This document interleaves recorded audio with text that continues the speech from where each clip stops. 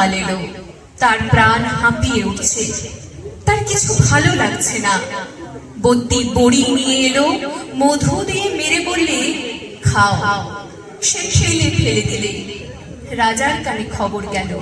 রাজা তাড়াতাড়ি সভা ছেড়ে এলো, পাশে বসে জিজ্ঞাসা করলে তোমার কি হয়েছে, কি চাই? সে কুমড়ে উঠে বললে তোমরা সবাই যাও, একবার আমার শ্যাঙাটনিকে ডেকে দাও। শ্যাঙাটনি এলো। রানী তার হাত ধরে বললে সই, বসো, কথা আছে।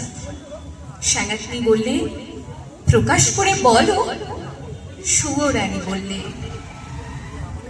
আমার 7 মহলা বাড়ি, এক ধারে 3টে মহল ছিল দুয়োরানীর, তারপরে হলো 2টো, তারপরে হলো 1টা, তারপরে সে রাজবাড়ি থেকে বের হয়ে গেল। তারপরে আমার দুয়োরানীর কথা মনেই রইল না। তারপর একদিন দোল যাত্রা, নাট মন্দিরে যাচ্ছি ময়ূরপঙ্খী চড়ে, আগে লোক, পিছে লস্কর, ডাইনে বাজে বাঁশি, বাঁয়ে বাজে মৃদঙ্গ। এমন সময় পথের পাশে নদীর ধারে ঘাটের উপর দিকে দেখি একখানি কুঁড়ে ঘর, চাঁপা গাছের ছায়ায়, বেড়া বেয়ে অপরাজিতার ফুল ফুটেছে। দুয়ারের সামনে শঙ্খচক্রের আলপনা। ছত্রধারিণীকে শুধলে আহা, ঘরখানি কার? ছত্রধারিণী বললে দুয়োরানী। তারপর ঘরে ফিরে সন্ধ্যার সময় বসে আছি, ঘরে প্রদীপ জ্বালিনি, মুখে কথা নেই। রাজা এসে বললে তোমার কি হয়েছে, কি চাই? আমি বললেন এ ঘরে আমি থাকবো না। রাজা বললেন তোমার জন্য কোঠা বাড়ি বানিয়ে দেব, গজদন্তের দেওয়াল দিয়ে।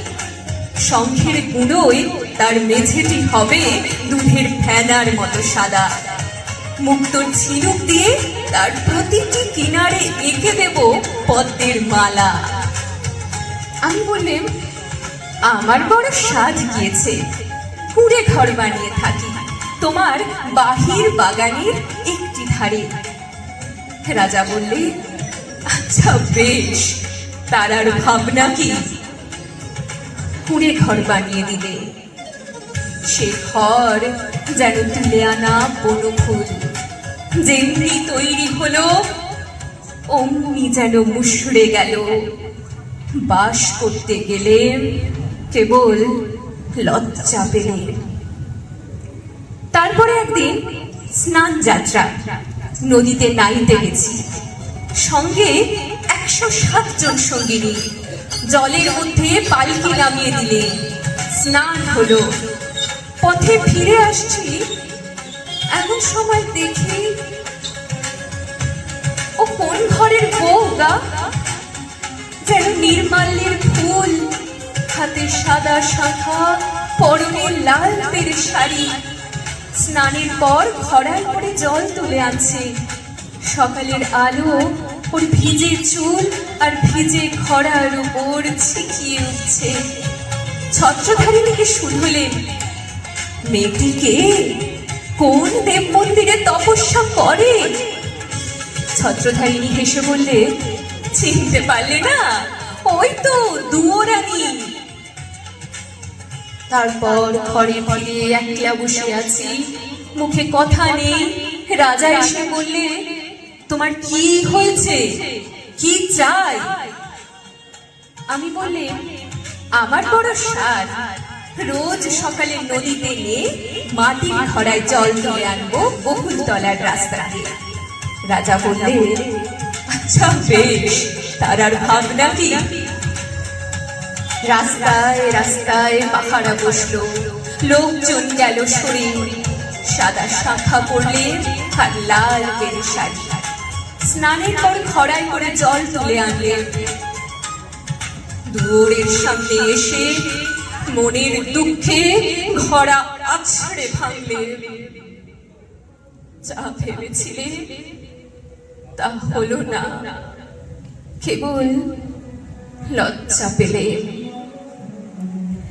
তারপরে একদিন রাস যাত্রা, সমস্ত রাত নাচ হলো, গান হলো। পরদিন সকালে হাতের ওপর হাওদা চড়লো।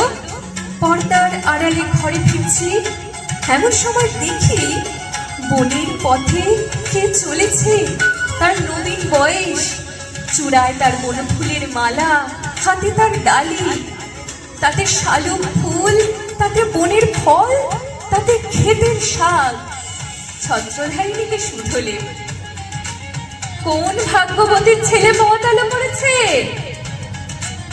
ছত্রধারিণী বললে, জানো না, ওই তো দুয়োরানীর ছেলে, ওর মার জন্য নিয়ে চলেছে শালুক ফুল, বনের ফল, ক্ষেতের শাক। তারপর ঘরে ফিরে একলা বসে আছি, মুখে কথা নেই। রাজা এসে বললে, তোমার কি হয়েছে, কি চাই? আমি বললাম, আমার বড় সাজ গিয়েছে, রোজ খাবো শালুক ফুল, বনের ফল, ক্ষেতের শাক। আমার ছেলে নিজের হাতে তুলে আনবে। রাজা বললে, আচ্ছা বেশ, তার আর ভাবনা কি?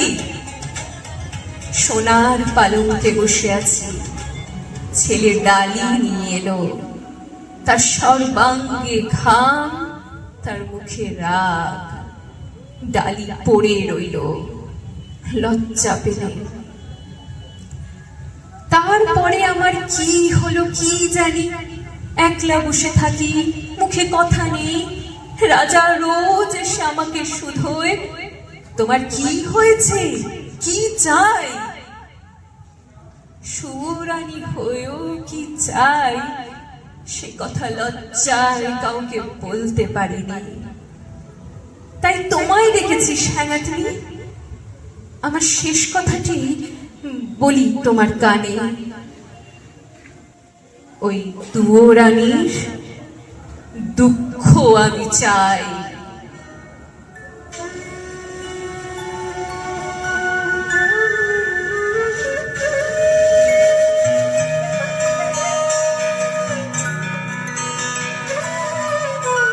সাঙ্গাতিনি গালে হাত দিয়ে বললে, কেন বলো তো? সুরানী বললে, ওর ওই বাঁশের বাঁশিতে সুর বাজলো, কিন্তু আমার সোনার বাঁশি সে কেবল বয়েই বেড়ালে, আঁকলে বেড়ালে, বাজাতে পারলেন না।